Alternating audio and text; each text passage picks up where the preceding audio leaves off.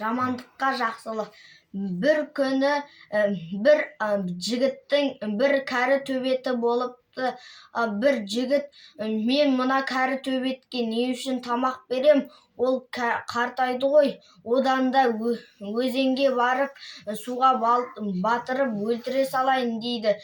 Сөйтіп өзенге келіп, итін сүйреп, қайыққа мініп, өзеннің ортасына лақтырып жібереді. Ал иті болса, бір шығып, бір батып қиналады. Сөйтіп жігіт қайығын алып бара жатыр еді, дауыл соғып кетіп, қайығын аударып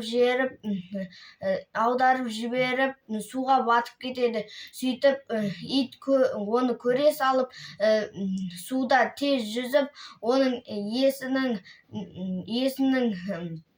киімінен сүйреп жағалауға шығарады. Сөйтіп, осыдан бері жамандыққа жақсылық деген мақал шығыпты.